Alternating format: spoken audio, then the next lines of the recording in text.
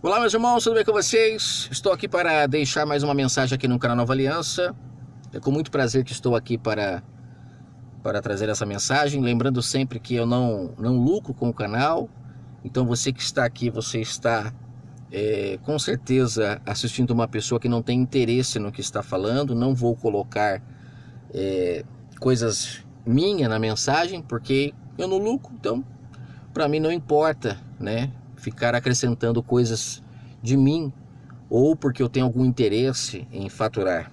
Então pode ter certeza que se você compartilhar, se você curtir, se você comentar, você vai estar ajudando a mensagem a ser propagada, tá bom? E não me trazendo lucros. É muito importante frisar isso para que as pessoas saibam o que estão assistindo. Infelizmente, tudo que envolve dinheiro é bem possível que se misture interesses. O Messias falou isso na parábola do mordomo infiel para os líderes religiosos. Inclusive é o assunto que eu quero falar hoje. Eu quero falar sobre parábolas.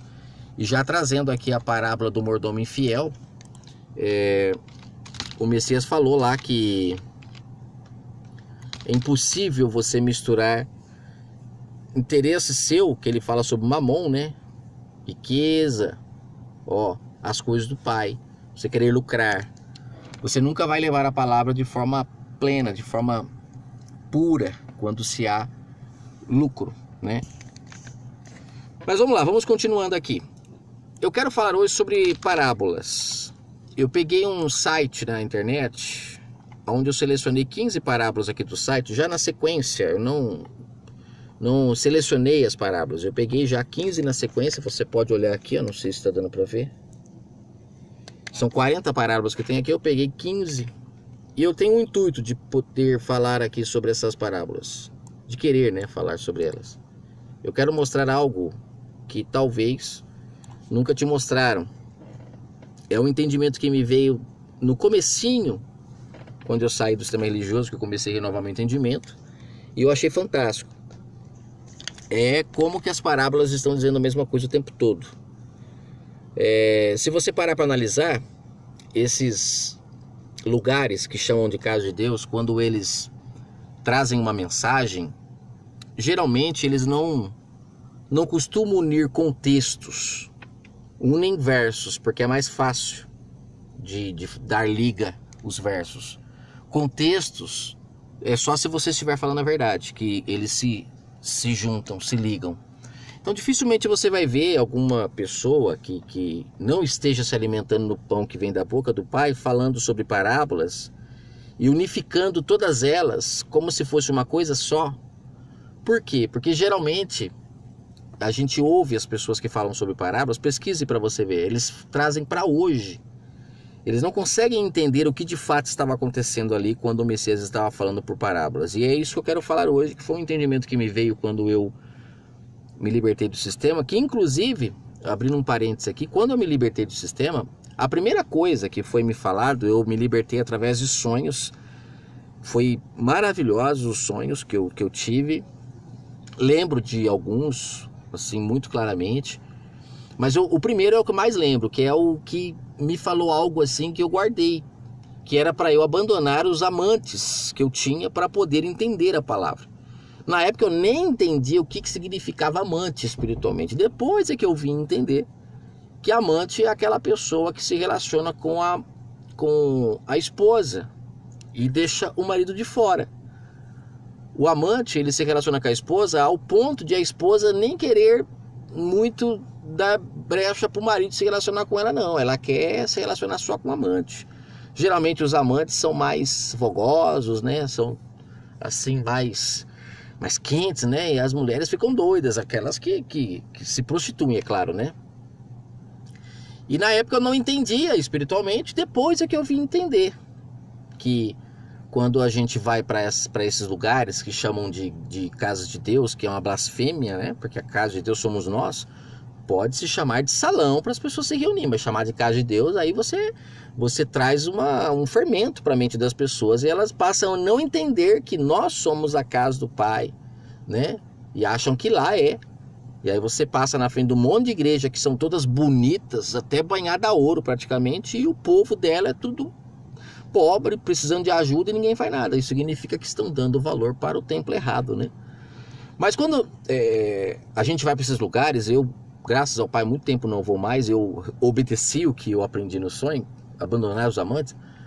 Quando a gente vai nesses lugares, a gente vai para ouvir a palavra de Deus, não é assim que as pessoas falam? Vou para a igreja para ouvir Deus falar, para ouvir a casa de Deus. Tem até umas frases que aparecem às vezes nos carros, em algumas paredes, caminhão: quem não tem tempo para Deus vive perdendo tempo. E ter tempo para Deus é o quê? É ir para a igreja, né? Então, quando a gente vai para esses lugares, a gente vai e ouve ali a pessoa que fica falando, que traz a mensagem. E geralmente, o que acontece? A pessoa, até antes de ela subir para levar a mensagem, ela é o Paulo ali, o Arnaldo. Vamos falar um nome que não seja bíblico para não confundir. Vamos supor que é o Rodrigo. Até antes de ele subir no púlpito, ele é o Rodrigo. A partir do momento que ele subiu no púlpito e ele vai trazer a mensagem, já não é mais o Rodrigo. Agora é o Pai que está usando ele. Só que é engraçado. Ele, para falar, ele usa a Bíblia, que contém a palavra do Pai. Aí ele fala aquilo que ele acha que tem que falar. E ele apenas usa a Bíblia só para assinar o que ele fala. Aí cai no que eu falei esses dias numa mensagem que eu achei fortíssimo, e teve um irmão até que comentou nos comentários que achou fortíssimo esse trecho da mensagem, quando eu falei que na velha aliança os líderes religiosos se assentavam na cadeira de Moisés e ficavam dando ordens para o povo como se fosse Moisés que estivesse falando, que o Messias até chamou a atenção deles lá em Mateus 23, né, que ele fala: vocês estão assentados na cadeira de Moisés, mas não pense que vocês não vão sofrer as consequências. Por quê? Porque não foi eu que coloquei vocês aí. É o mesmo que acontece hoje. O Espírito Santo, ele foi derramado após o plano de salvação do Pai ser concluído no madeiro. O Espírito Santo foi derramado porque esse era o plano: trazer o Espírito Santo àquele que crê, para que a pessoa, crendo, se salvasse. Ela sendo batizada pelo Espírito Santo, ela se salvasse. Porque agora o Espírito Santo é que vai ser o seu guia, que vai ser o pastor dela e que vai ser o marido dela, porque é ele que vai guiar. O marido não é a cabeça do corpo, é ele que vai guiar. Só que quando a gente vai nesses lugares, e são esses homens que falam, eles estão assentados então na cadeira do Espírito Santo, porque a gente vai nesses lugares para ouvir eles falar. Aí eu lembro de uma frase que eu até já citei aqui no canal, que a mulher, quando ela é casada, o marido está em casa, ela não sai para procurar marido na rua, mas quando ela não tem marido, ela vai procurar na rua. E é isso que eu fazia quando eu ainda frequentava esses lugares. Eu não tinha marido em casa, ou seja, eu não tinha o Espírito Santo se relacionando comigo, porque eu não dava ouvido para sua voz, porque eu preferia ir para fora de casa, procurar esses lugares para me relacionar com aqueles homens. Eles que falavam. Então toda a mensagem que eles falavam eu tinha como sendo verdade, e eu recebia aquilo, eu me alimentava daquilo. E é claro, eu tinha que pagar, né? Todo culto, mesmo que eu não pagasse, eu saía do culto com aquela: puxa, eu me relacionei e não paguei, sabe? Aí no outro culto eu já fazia de tudo para levar ali uma moedinha, alguma coisa. Por quê? Porque tinha que pagar para se relacionar. É prostituição mesmo. Pena que eu não enxergava. E passado esse sonho, que era para me abandonar os amantes, eu então entendi que aqueles homens eram os amantes. Então eu abandonei tudo. E aí comecei a ter sonhos, entendimentos. E até hoje eu tenho procurado ainda manter-me longe desses amantes que ficam tentando o tempo todo, através dos seus, como que fala, do seu modo de sensual, de convencer, de chavecar. Eles ficam tentando o tempo todo nas rádios, nas TVs, nos jornais, nos panfletinhos, tentando me chamar para ir lá de novo. Mas eu não vou não, porque eu não troco o meu relacionamento direto com o meu marido para me relacionar com eles. É o mesmo que o Messias falou até para a mulher samaritana: aqueles 5 maridos eram 5 amantes que ela tinha, porque marido mesmo era aquele que ela tinha que buscar em espírito, que o Messias falou para ela. Ela tinha que abandonar aqueles amantes que foram apresentados para elas, porque o povo de Israel era noivo do Criador, não era ainda marido, né? Não era ainda. Quando fala marido, talvez ali é porque marido é o guia da mulher, né? Então é a cabeça. Então ela estava sendo guiada por aqueles amantes, por aqueles guias. Mas voltando aqui para o assunto. Quando eu parei de seguir esses amantes, tirei esses homens da cadeira do Espírito Santo, parei de blasfemar contra o Espírito Santo e comecei a ouvir Pai diretamente, como o Messias falou na tentação do deserto, é como do pão que vem da boca do Pai. Você vê que ele não comia do pão que vem da boca dos homens. Por isso que ele tinha aquela compreensão. Compreensão essa que foi dada para aquele que crê, porque somos coerdeiros agora. Não deu para Paulo, não deu para os discípulos. Os discípulos, antes de ele capacitar eles com o poder que ele falou que desceria do alto para capacitá-los, que era para eles ficarem em Jerusalém, você percebe que eles eram assim, totalmente assim, fracos espiritualmente. A compreensão deles era muito pequena. Mas a gente vê que após eles serem capacitados, a gente lê os livros deles e percebe que, nossa, como eles evoluíram, né? Deixaram de ser discípulos para serem apóstolos. Apóstolos, deixaram de ser tolos. Enquanto eram discípulos, eram tolos. Eram pessoas que não tinham compreensão da verdade. Estavam em trevas. Tolos, se você pesquisar, é alguém que está em trevas. Então, quando eles foram capacitados pelo Espírito Santo para poder ir anunciar a mensagem do Pai pura, sem fermento, aprenderam do Espírito Santo, que é uma grande controvérsia hoje. Se você não fizer um curso de teologia, você não sabe, você não pode ensinar, e eles não fizeram curso nenhum, né? E esses homens têm eles como exemplos. E por que nós não podemos? Você vê como que eles blasfemam contra o Espírito Santo, que eles não aceitam que o Espírito Santo pode capacitar alguém para falar. Mas aqui, voltando à questão das parábolas, para não me alongar, uma das primeiras coisas que foi me esclarecido de forma assim tremenda é que as parábolas, todas elas dizem a mesma coisa. É como eu falei, infelizmente esses homens, como eles pagaram para saber o que sabem, muitos, né? Não julgo-os como pessoas más, são pessoas boas, mas infelizmente são cegos guiando cegos. Aprenderam errado, vão continuar errados se não acordarem a tempo.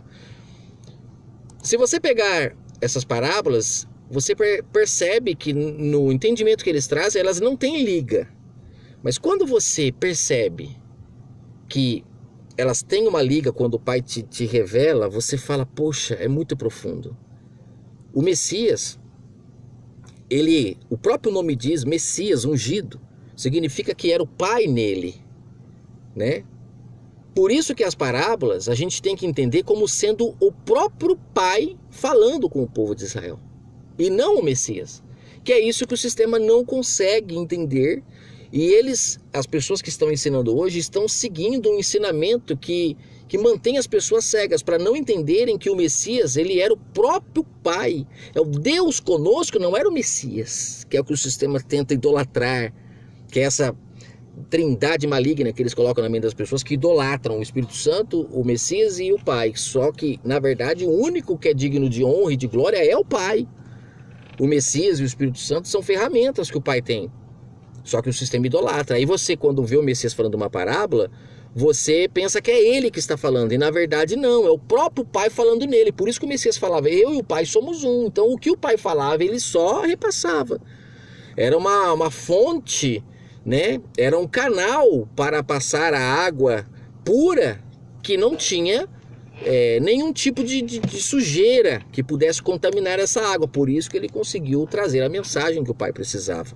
Foi o templo que o Pai realmente disse em Malaquias, através da boca do profeta, no capítulo 3, que ele ocuparia.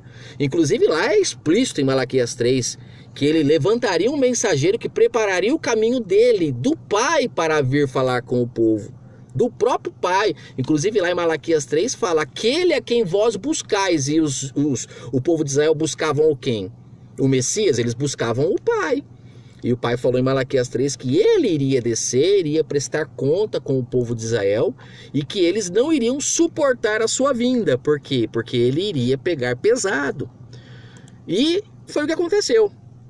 Infelizmente, aqueles homens, assim como os de hoje, eles não entendendo que o Messias era o próprio Pai, era o Deus conosco, né? O Pai em carne, até muitos falam isso, mas não entendem de forma perfeita o que significa. Significa que era o Pai prestando conta. Agora, por que as pessoas pegam a parábola aqui? Por exemplo, vou pegar aqui a primeira, do bom samaritano, e eles trazem como sendo para hoje, para nós, a parábola, e não o Messias mostrando para aqueles homens o quanto eles estavam longe do Criador do universo.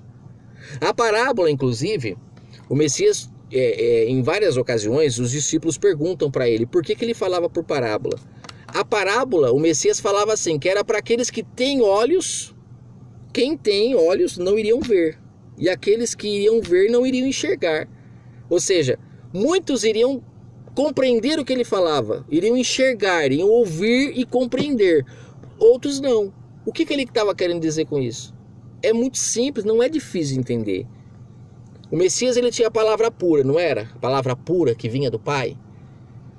O Pai não falou por intermédio das parábolas, pela boca do Filho, por exemplo, na parábola dos talentos, já comentei aqui que ele deu 5 para um, 3 para outro, 2 para outro. Não lembro exatamente os números, acho que é 3, 2 e 1, né? Mas não é o número que manda, é a quantidade, que era um pouquinho para cada um diferente do outro. O mesmo que João falou, que as pessoas, os profetas, todas aquelas pessoas que ouviam o Pai no passado, ouviam por medida, recebiam uma porção só. Cada um pouquinho, porque era conforme a capacidade. Perceba que a parábola do talento também não é para hoje.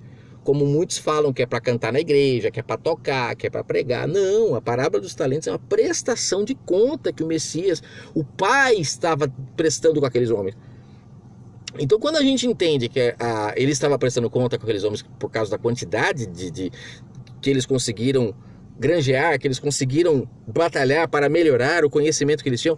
Quando chega o Messias com a palavra pura, conforme ele falava as parábolas, quem tinha azeite, que representa esses talentos também, é a presença do Espírito Santo, aquele pouquinho que foi dado, quem tinha a verdade, captaria a mensagem. É como se as palavras do Messias fossem um Wi-Fi e quem tivesse a senha conectava. Em João 10 ele falou que iria tirar as ovelhas de dentro do aprisco para seguirem o bom pastor. E o bom pastor é quem? O sistema fala que é o Messias, que é o que todo mundo pensa. Mas o bom pastor é o Espírito Santo, é o Espírito do Santo. O Messias foi o condutor dele para poder tirar as ovelhas de fora do aprisco e agora seguirem o Espírito Santo. É o mesmo que ele falou para a mulher samaritana. Buscar o Pai em espírito e em verdade, ou seja, através do Espírito Santo. Só busque em espírito quando você está buscando o Espírito Santo, do Santo, né? Porque quando fala Espírito Santo parece que é uma terceira pessoa, mas o Espírito do Santo que as pessoas estão agora seguindo, que esse é o casamento que ele concretizou ao derramar o seu Espírito Santo.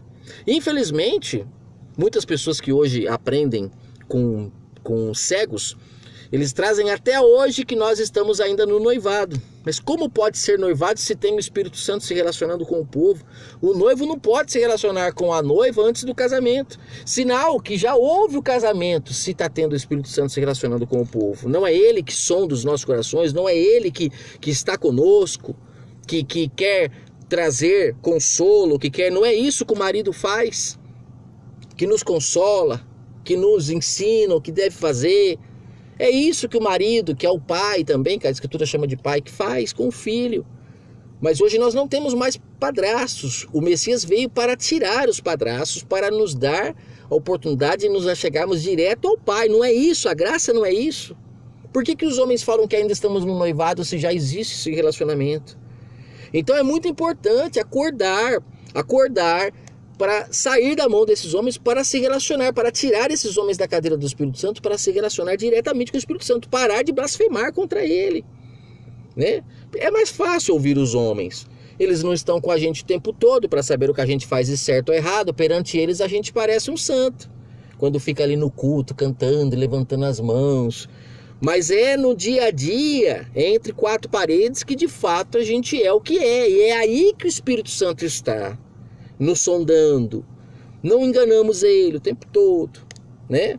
Mas as pessoas preferem ouvir o Pai por intermédio desses homens, porque se ouvir o Espírito Santo vai ter que parar de fazer muita coisa que entre quatro paredes se faz de errado, não é verdade?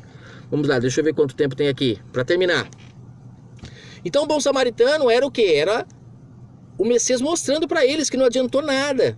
Como eu falei, a palavra pura iria tirar as pessoas que ainda tinham azeite, que tinham farinha, que estavam ainda conhecendo a verdade. O Messias, através da palavra pura, por isso que ele falava por parábolas, ele conseguia saber quem eram as virgens, as 5 virgens que não se endoideceram com o engano, com o fermento daqueles homens. Ele, através da parábola, ele tinha esse poder. Então, quando ele fala a parábola do bom samaritano, ele estava tentando encontrar ali em Israel quem eram aqueles que sabiam qual era o papel daqueles que eram guiados pelo Espírito Santo. Então, a parábola do bom samaritano era mostrando que o povo estava todo fermentado, contaminado em Israel. Por quê? Porque o Espírito Santo não os tocava. Viram um rapaz caído, machucado e não foram capazes de fazer nada. Mas aqueles que pegaram, que conectaram a senha no Wi-Fi do que ele falou, vamos falar modernamente, né? Automaticamente falou, poxa, é verdade, eu estou do lado desses caras. Eu não posso, eu tenho que estar do lado daquele outro. Olha, ele usou um samaritano, que é um mau exemplo para nós, para mostrar o quanto nós estamos enganados. Aí vem a parábola da ovelha perdida, Lucas 15, e também da moeda perdida. Quando ele fala a parábola da moeda perdida, o que tem de gente que usa essa parábola para o sistema financeiro só porque fala de moeda, mas a moeda fala de valor. O que estava perdido em Israel era o Espírito Santo. A verdade, o talento que foi dado 5, 2, 1, muitos não tinham mais nada, que até na parábola ele fala que é aquele que não tinha o que entregar, só entregou de volta o que recebeu. Então são essas pessoas que haviam perdido o Espírito Santo, que ele estava alertando na parábola da moeda perdida, da ovelha perdida, e que ele estava ali para tentar reanimar essas pessoas, para acordá-las. E se elas acordassem, se reconhecessem a voz do bom pastor, sairiam da mão dos falsos pastores, que é o que ele fala em João 10, que é outro engano que o sistema fala que ali o ladrão que vem para matar, roubar, destruir, eles falam que é o diabo, e na verdade não, ali o Messias está falando sobre o verdadeiro pastor e o falso que não dá a vida pelas ovelhas, que fica tentando lucrar com a lã da ovelha, que ele fala no contexto, não deu a vida, não entrou pela porta, pulou o muro, é ladrão, é salteador. Agora ele fala, agora eu não, eu estou aqui, eu vim dar a vida, eu vim trazer a verdade do Pai, custe o que custar, e custou a vida dele. Por que nós não vamos dar crédito para ele e vamos continuar a dar crédito para esses homens que apenas estão querendo lucrar com a lã? A quem estamos querendo seguir, né? Aí ele vem e fala a parábola do filho pródigo, que é a mesma coisa que ele falou na parábola da ovelha perdida. O filho pródigo é quem? O filho pródigo é aquele que perdeu a moeda, é aquele que é considerado a ovelha que foi perdida, que gastou a herança. O que é a herança? É a moeda. A moeda. Ele gastou a herança com as prostitutas, olha lá, com as prostitutas. Gastou e foi comer com os porcos, né? Então, o comer com os porcos já é ali no bom samaritano, o sacerdote, o levita que passa e não tá nem aí pro rapaz. Tinham comido tanto com os porcos que estavam agindo igual, né? E aí vem a palavra pura, que é a palavra que o Messias estava trazendo, e aqueles homens pisaram, mostrando que eram descendentes dos porcos mesmo, estavam comendo com os porcos.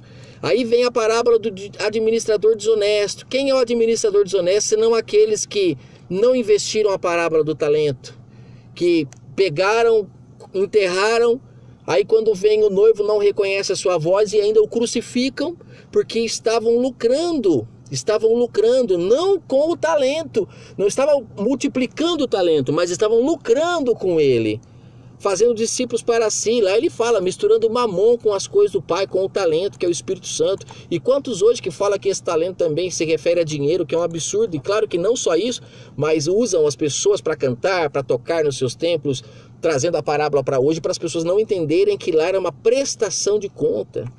Olha, eu parei aqui no administrador desonesto, é a parábola 5. Eu vou fazer outro vídeo pegando da parábola 6 em diante, tá bom? Para não ficar muito grande. Espero que esse vídeo possa ter te ajudado. E abandone os amantes. Você vai se relacionar diretamente com o marido e você vai ver como vai ser um relacionamento de prazer intenso e não algumas vezes na semana, com horas marcadas e ainda tendo que pagar por eles. Um forte abraço.